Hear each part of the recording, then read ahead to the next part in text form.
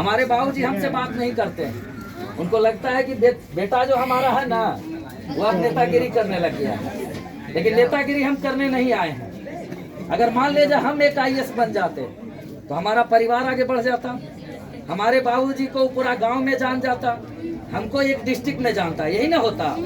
लेकिन इसमें से जितने हमारे भाई बहन हैं, अगर कल होकर के 10 से 15 अगर IAS ऑफिसर बन गए तो हमारा सपना पूरा होगा कि नहीं होगा?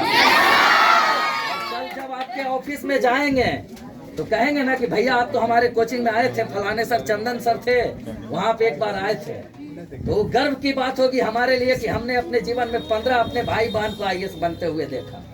इसलिए चल रहे हैं। प्रशांत किशोर जी 18 महीना से पैदल चल रहे हैं। कहिएगा पैदल काहेला चल रहे हैं? तो पैदल इसलिए चल रहे हैं कि जो आप मिडिल क्लास के बच्चे हैं, जिनके पास माता पिता के पास ज्यादा पैसा नहीं है, आपको आगे की पढ़ाई पढ़ाने के लिए उनको सोचना पड़ता है कि पैसा कहाँ से लाएंगे।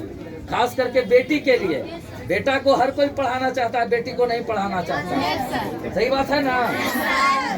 हम भी बाबूजी के लाडला थे, माता जी का भी, लेकिन हमारी बहन पे ध्यान नहीं देते थे, तो भाई के नाते हम ध्यान देते थे। तो आप लोग को इतना इसलिए सिखा रहे हैं कि आप घर जाइएगा तो अपने माता पिता से अपने बहन के लिए लड़िए, क्योंकि अगर ये पढ़ लिए तो एक अगर बहन पढ़ गया तो उसका पूरा परिवार पढ़ता है, लेकिन अगर एक भाई पढ़े तो वो अपने आप तक सीमित रहता है। अगर हम हैं तो ध्यान दे रहे हैं अपने परिवार पे, नहीं हम तो यहाँ हैं, लेकिन अगर एक हमारी बहन पढ़ी लिखी है तो कम से कम जो आसपास लोग हैं वो पढ़ रहा है उससे। तो आप लोग से एक गुजारिश है कि प्रशांत जी इसलिए पैदल चल रहे हैं कि यहाँ बहुत सारे गरीब के बच्चे हैं। मान लिया कल होकर के कोई नर्सिंग की तैयारी करना चाहे, कोई पॉलिटेक्निक करना चाहे, कोई पैरामेडिकल करना चाहे, और आपको नवादा जाना है पढ़ने के लिए, बाबूजी के पास पैसा नहीं है, तो जन सुराज है जो आपकी मदद करेगा। वो कोचिंग संस्थान को जन सुराज पैसा देगा, आप जाके वहाँ पढ़ाई कीजिएगा।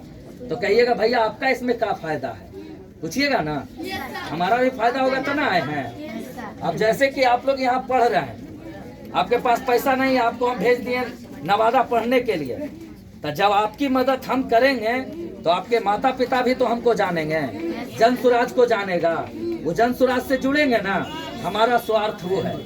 दूसरा स्वार्थ हमारा यह है कि बिहार में 100 में से मात्र 64 व्यक्ति पढ़ा लिखा है। कितना मतलब कि शर्म की बात है कि केरला में 94 व्यक्ति 100 में पढ़ा लिखा है, हमारे यहाँ 64 है। तो इसके लिए हम सब दोषी हैं ना। अगर हम लोग पढ़ रहे हैं, हमारा कोई भाई है जो पैसे की कमी के कारण वो गांव में बैठा है, अगर वो भी पढ़ने आ जाए तो बिहार की साक्षरता दर बढ़ेगी ना।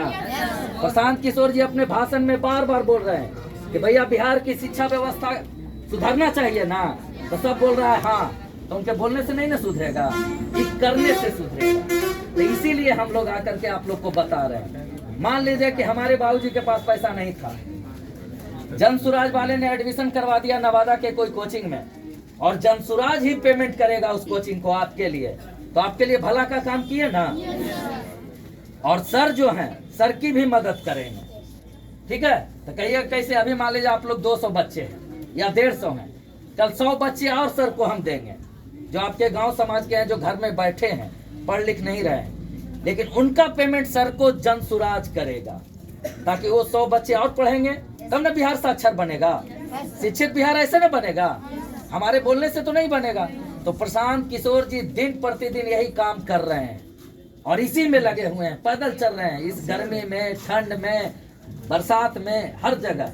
हम भी उनके साथ 18 महीना पैदल चले, आज आप लोग के बीच है। तो कहिएगा इतना कठिन तपस्या क्यों कर रहे हैं? कठिन तपस्या इसलिए कर रहे हैं ताकि आपका भविष्य सुधर जाए, क्योंकि अगर आप लोग पढ़ लिए, कल रोजगार नहीं मिलेगा तो कमाने के लिए आप लोग भी गुजरात, पंजाब, हरियाणा जाइएगा कि नहीं जाइएगा? क्योंकि बिहार में न फैक्ट्री है न कंपनी है, जाना पड़ेगा। लेकिन आप लोग के हाथ में एक अधिकार आने वाला है 18 साल के बाद, वो अधिकार है वोट देने का। अगर आप बेवकूफ नेता चुनिएगा तो शिक्षित बिहार बनाएगा? नहीं बनाएगा। अभी जो आपको बात बता रहे हैं उसको गौर से सुनिएगा।